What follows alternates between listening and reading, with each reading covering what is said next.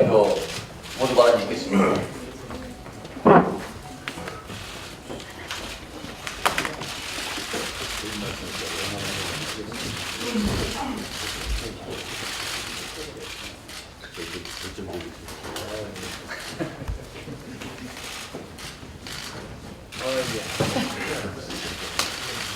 네, 어제 새누리당의 새로운 지도부가 선출됐습니다.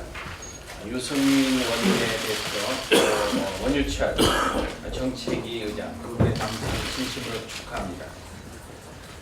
새로운 원내 지도부가 이 청와대 국민의 목소리를 가감없이 전해줘야 하고 또 그럴 것으로 기대하고 있습니다.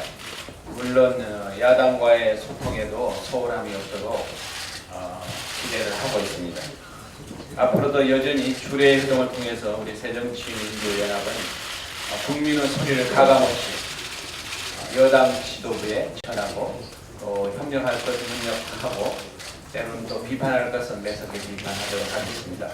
오늘도 오후에 아직 시간은 정해지지 않았습니다만은 신임 지도부가 원내 수석 등을 비롯한 당내 당직 인선을 완료하지 않은 것 같습니다만은 그럼에도 불구하고 오늘 조리 활동을 하도록 하겠습니다. 이 건강보험료를 둘러싼 정부 내 혼선이 점입가경입니다. 건강보험료 부과 체계 개편이 보험료 부담이 늘어나는 고소득 가입자의 불만으로 중단했기 때문에 국민의 지금 거센 반발을 초래하고 있습니다.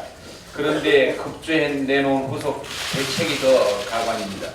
정부는 올 상반기 중에 저소득 보험료 경감 방안을 마련하겠다고 밝혔는데 이는 보험 재정의 안정성과 지속 가능성은 전혀 고려하지 않은 그야말로 땜질 처방입니다. 보건복지부는 취약계층의 부담이 큰 생계형 전월세 자동차 보험료 부과 기준을 개선해서 지역 가입자의 보험료 부담이 최대한 인하될 수 있도록 하겠다고 했습니다. 이런 눈가림식 처방은 추가 재원 확보 방안 없이 보험 재정을 사용해서 건강보험료의 안정은 심각하게 우려가 있다고 봅니다. 일부 고소득층의 무임승차에 대한 대책은 전혀 없습니다. 문제는 복지부의 저소득층 보험료 경감 방안은 최소 1조 원 이상의 보험료 수익 감소가 예상되는데도 불구하고 보험 재정에 대한 추가 재원 확보 방안이 전혀 없습니다. 한마디로 실효성이 전혀 없다는 얘기입니다. 실제 시행된다고 해도 결국 국민들이 낸 보험료, 누적, 흑자분을 사용한다는 점에서 또 다른 형평성 논란을 이야기할 수 있습니다. 이 당장의 비난 여론을 피하기 위해서 또다시 부과 기준에 대한 형평성을 고려하지 않고 응급 처방에 그치고 있습니다. 정부는 건보료 부과 체계 개편 계획을 예정대로 실행해야만 합니다. 대선 공약이자 140대 국정 과제마저 이렇게 헌신짝 버리듯 해서야 되겠습니까? 15일 후면 민족 최대 명절 설입니다. 그런데 중소기업에 다니는 노동자들의 마음은 너무나 무겁습니다. 지난해 말 기준으로 노동부가 파악한 전국 산업 현장의 체불 임금은 최년 5년 내 최고치인 1조 3천억 원에 이릅니다. 피해 노동자 수로 볼 때도 29만 3천 명에 달합니다. 규모별로 30인 미만 사업장의 체불이 큰 폭으로 증가하는 취약계층 노동자들이 특히 임금 체불의 고통이 가중되고 있습니다. 고용노동부가 설 명절 앞두고 체불임금 청산에 나선다고는 하지만 도소매 음식, 숙박업과 건설업 등에서 늘어나는 것을 막는 데는 한계를 드러내고 있습니다. 중산층 서민의 정당인 새정치민주연합은 체불임금 문제를 심각하게 받아들이고 있습니다. 우리 당이 체불임금 방지를 제도적으로 개선하기 위해서 입법 추진 중인 체불임금 미지급 사업주에게 경제적 제재를 강화하는 일명 임금 체불 근절법에 대한 정부 여당의 적극적인 협력을 요청합니다. 김경엽 의원이 대표 발의한 근로기준법, 직업안정법 개정안에는 이런 내용들이 제대로 담겨 있습니다. 체불임금 지급 이행 명령 제도를 도입해서 이를 거부하는 체불 사업주에게 이행 강제금을 부과하고 재직자의 체불임금에도 지연이자 20%를 적용해서 사업주가 임금을 지급해야 하는 표준 임금 명세서를 의무적으로 교부하도록 할 예정입니다. 이와 함께 악덕 체불 사업주에게는 구인 신청과 직업 소개, 직업 정보 제공 등은 전면 금지할 계획입니다. 정부는 우리 당이 추진 중인 체불임금 금지법이 시행되기 이전이라도 행정력을 총동원해서 중소기업, 특히 영세기업 노동자의 체불임금 해소에 적극 나설 것을 요청합니다. 4대강 국정조사가 이제는 더 이상 미룰 수 없는 과제가 되고 있습니다. 박근혜 대통령도 작년 7월에 사실은 여야 원내 지도부와 청와대 회동에서 4대강 사업에 대한 책임을 묻겠다는 의지를 표명한 바가 있습니다. 이명박 대통령의 자서전이 나온 이후 더욱더 그 필요성이 절실해지고 있습니다. 이번에 해외 자원조사, 국정조사가 지금 증인 채택 여부를 놓고 지지부진입니다만은 많은 국민들이 이번에 이명박 대통령이 자화자찬하는 4대강 사업에 대해서 동의하는 국민들이 거의 없을 것입니다. 오늘도 아마 여야 간의 협상이 있을 걸로 압니다만 새누리당은 4대 해외 자원개발 사업부터 국민의 요구를 적극 받아들여서 증인 요청에 적극 임하시길 바랍니다. 이상입니다. 네, 이어서 백재현 부장 발언이겠습니다.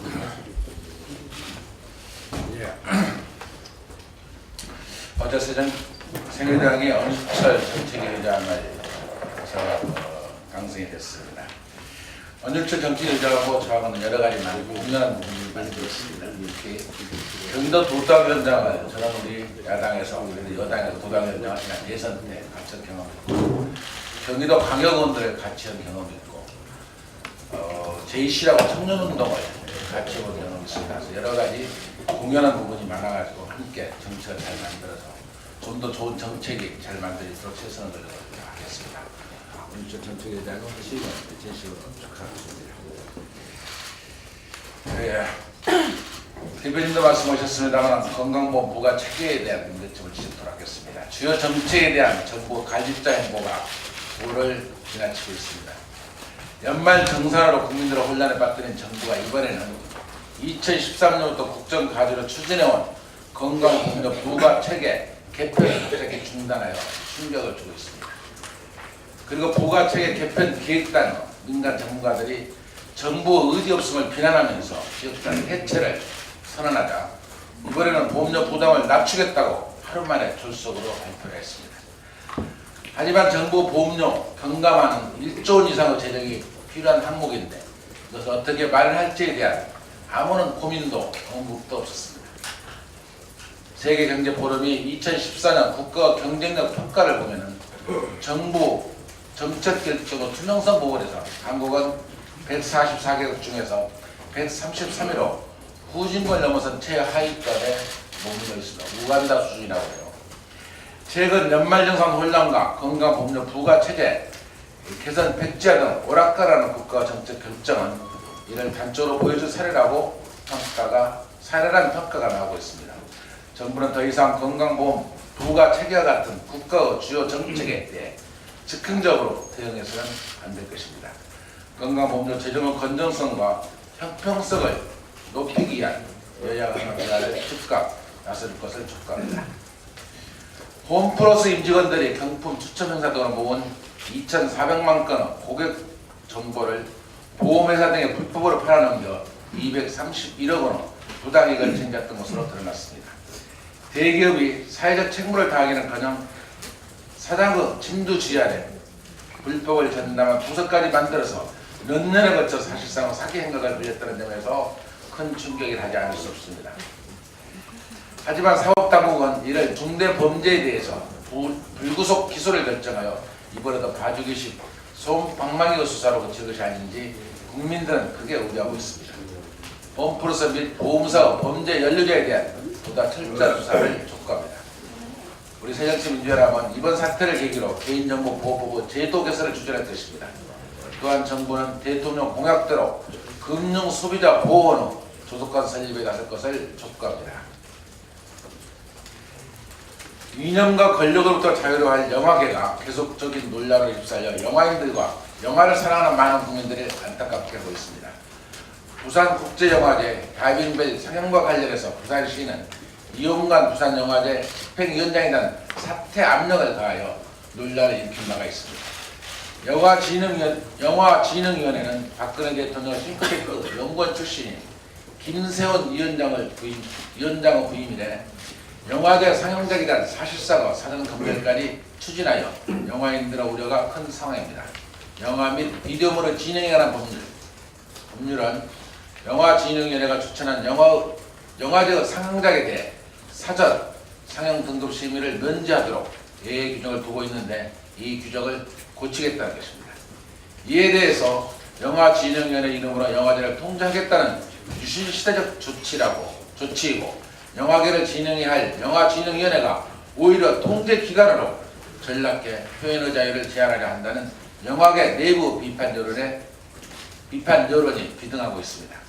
예술의 본령인 창조성의 기반은 그 독립성과 자율성입니다. 우리 헌법이 제21조 제2항 언론 출판에 검열 금지 및 22조의 예술의 자유를 명시하고 있는 것은 그런 이유 때문입니다.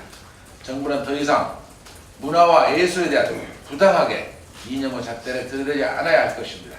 다시 한번 촉구드립니다. 이상입니다. 네, 이어서 우리 이찬열 의원님 발언 듣겠습니다.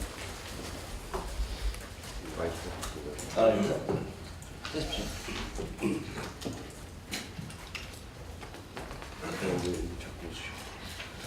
네, 이찬열 의원입니다.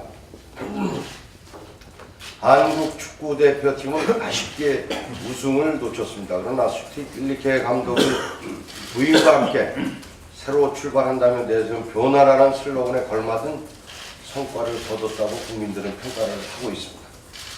인맥에 휘둘리지 않는 선수 선발과 기용 그리고 철저한 팀플레이 속에서 선수들이 축구의 열정을 유감없이 발휘할 수 있도록 하는 전략의 승리였다고 봅니다. 그의 지도력이 훌륭한 결과를 이끈 셈이죠.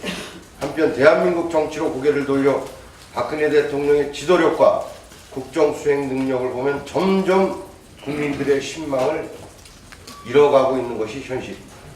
최근 정부가 대형 정책을 발표한 뒤 하루도 안 돼서 없던 일로 말을 바꾸고 청와대와 정부의 정책 추진 방향을 여당이 뒤집는 등 현 정부의 정책 혼선이 끊임없이 벌어지고 있습니다.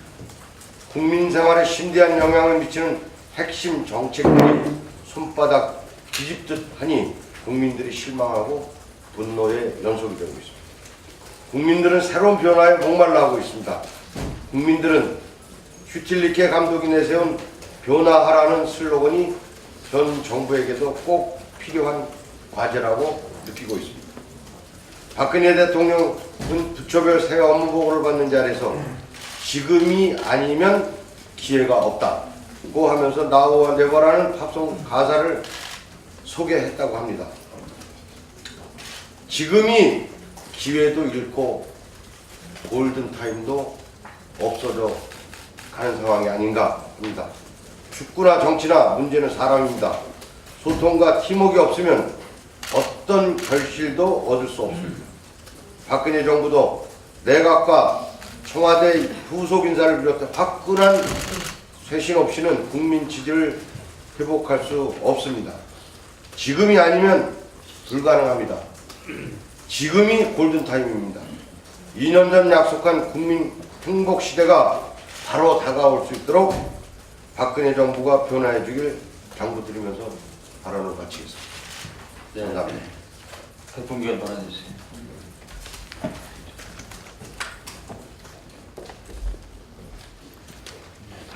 공기원입니다. 어제 오후 창설식이 있었던 그 잠수함 사령부와 관련해서 잠수함 사령부 창설은 우리의 안보 대비태세에 있어 매우 역사적인 순간이라고 할 수 있습니다. 한반도는 삼면이 바다로 둘러싸인 전장 환경에 관해 해상 전력의 중요성이 매우 높습니다. 어두운 바닷속 보이지 않는 조용한 유령 같은 존재인 잠수함은 적에게는 공포를, 아군에게는 믿음을 주는 듬직한 전력으로 해상 교통로 보호, 유사시 적 핵심 전략 타격, 대잠 대비태세 유지 등 다방면에서 핵심 임무를 수행을 합니다. 해군은 2019년까지 현재 4척을 보유 중인 214급 잠수함을 9척으로 늘리고 2020년대에는 3,000톤급 잠수함도 9척 건조할 계획이라고 합니다. 잠수함 작전의 핵심 수행인 사령부 창설에 있어 전투 하드웨어인 잠수함 전력 증강까지 계획하고 있다고 하니까 아주 매우 든든합니다. 다만 한 가지 걱정되는 부분은 승조원 지원율이 저조한 점입니다. 1인당 거주 공간이 한 평밖에 되지 않는 열악한 환경 탓에 지난 10년간 잠수함 승조원 지원율은 장교의 경우 101%로 겨우 정원을 채우고 부사관은 48%로 절반을 강제로 잠수함에 태우고 있는 그런 실정입니다. 상황이 이러한데 해군이 지원율을 높이기 위해서 2015년도 예산에 반영할 것을 요구한 각종 근무수당은 국방부 최초 소요역 제기 시 제외가 됐습니다. 1일 8,000원을 지급하는 잠함 가상금을 2만원까지 올리려 했으나 겨우 1,000원으로 올렸고 준사관 및 부사관 근무수당 인상 등은 모두 증액되지 않았습니다. 잠수함 승조원 자격 유지수당도 당초 3년까지 주던 것을 5년으로 늘리려 했으나 무산됐습니다. 사령부와 배는 있는데 이를 운용할 사람이 없다면 무슨 소용이 있겠습니까? 국방부는 잠수함 사령부 창설에 병행해서 2016년도 예산에는 승조원 지원율을 높일 수 있는 각종 수당 정액을 반드시 반영해야 할 것입니다. 또한 모든 전력 증강 계획을 순조롭게 진행해 그 누구도 우리 영예를 넘볼 수 없는 강력한 잠수함 전력을 구축하길 바랍니다. 이상입니다. 네, 전정기관님 발언 있겠습니다.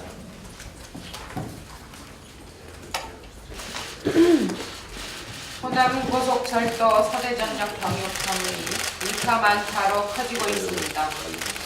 국민적 합의로 정한 노선까지 바꿔서 고속철을 저속철로 만들겠다는 철도당국의 결정에 530만 호남인들의 분노가 크게 달하고 있습니다. 고작 4분 단축하려고 8조 원이 넘는 혈세를 투입한 것인지 박근혜 정부에 묻지 않을 수 없습니다. 차기 대전지역 총선 출마를 염두에 둔 최연해 고레일 사장을 위한 총선 열차를 만들려는 게 아니냐는 의혹 또한 일고 있습니다. 호남고속철도를 건설한 근본 취지는 낙후된 호남 경제를 활성화시키기 위함이었습니다. 관건은 통행시간 단축입니다. 거리를 줄이고 속도를 높이면 수요를 창출할 수 있기 때문입니다.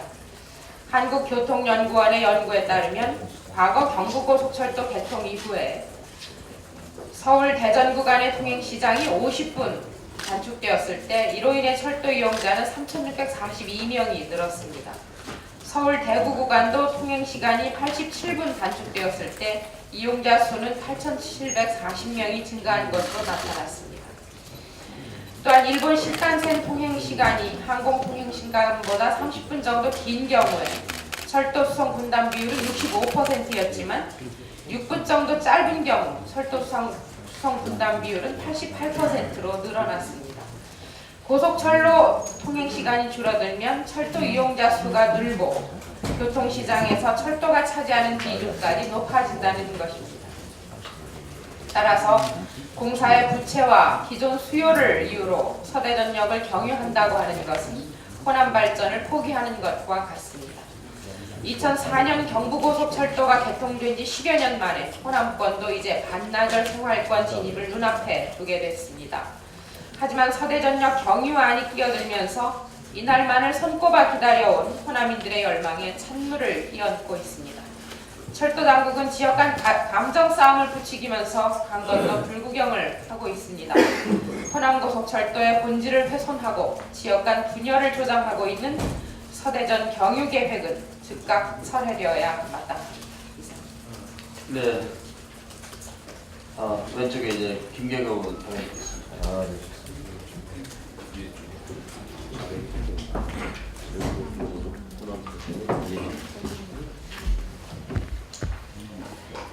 한 시간에 강사료를 1,000만 원씩 받는 황제 특강을 아십니까?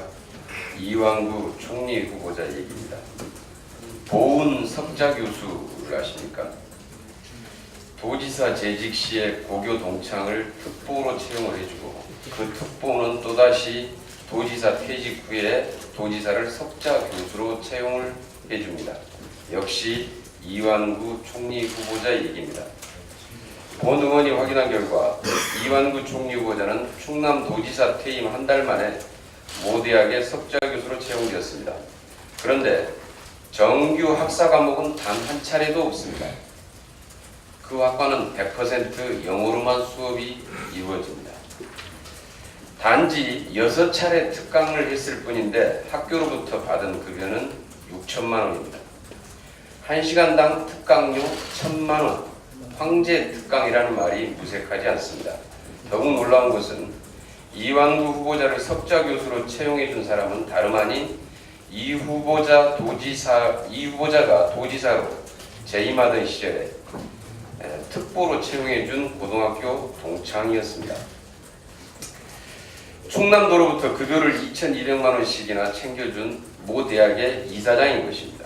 이 대학 이사장과 충남도지사가 서로 특보 자리와 석자 교수 자리를 주거니 받거니 한 거지요. 학문의 상하탑 석자 교수라는 자리가 보훈 인사 자리로 전락한 것입니다.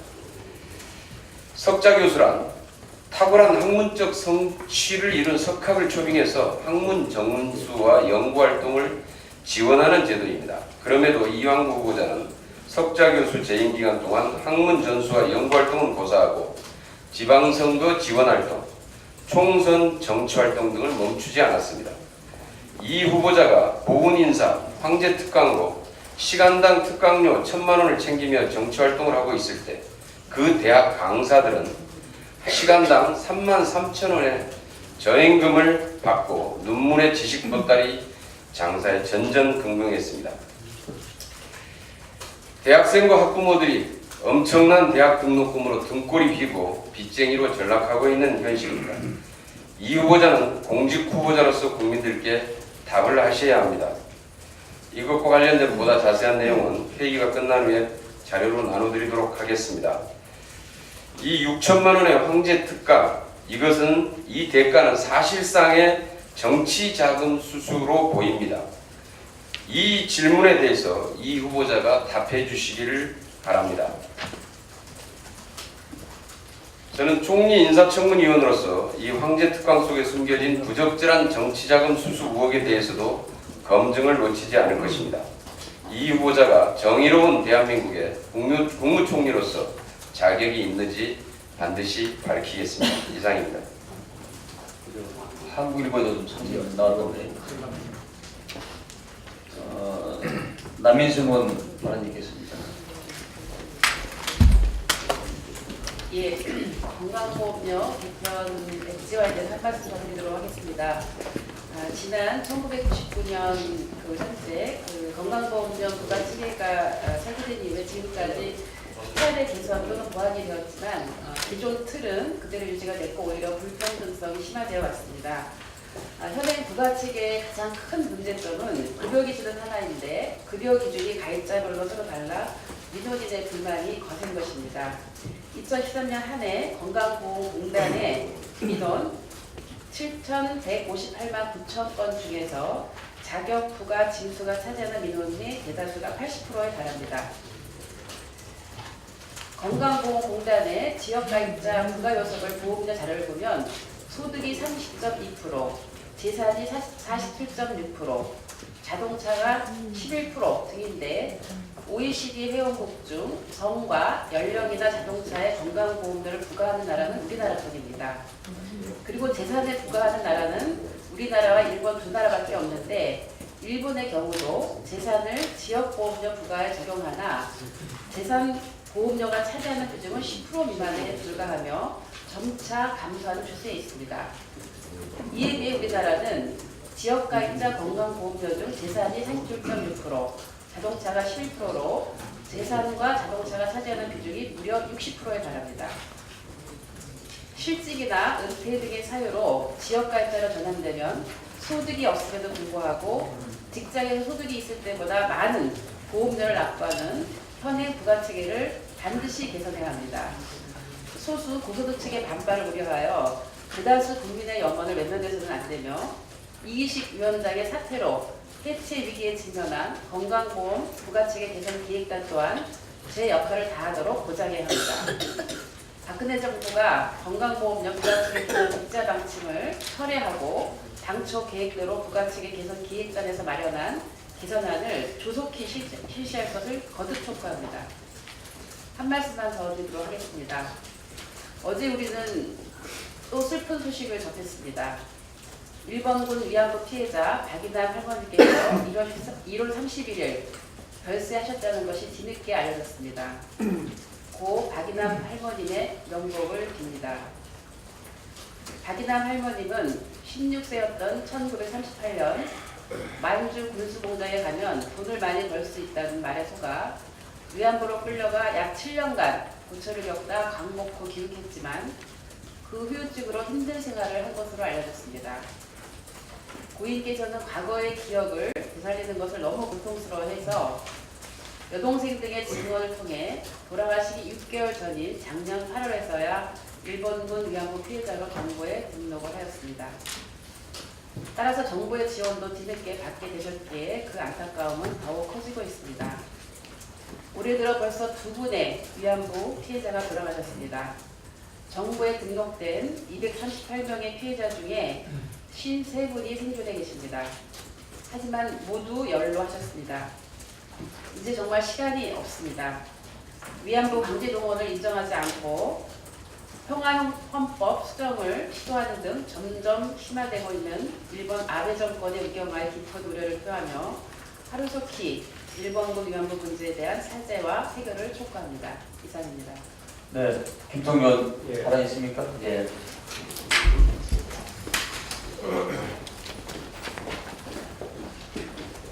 우리 속담에 자라보고 놀란 것은 소득공 보고 놀란다라는 말이 있습니다.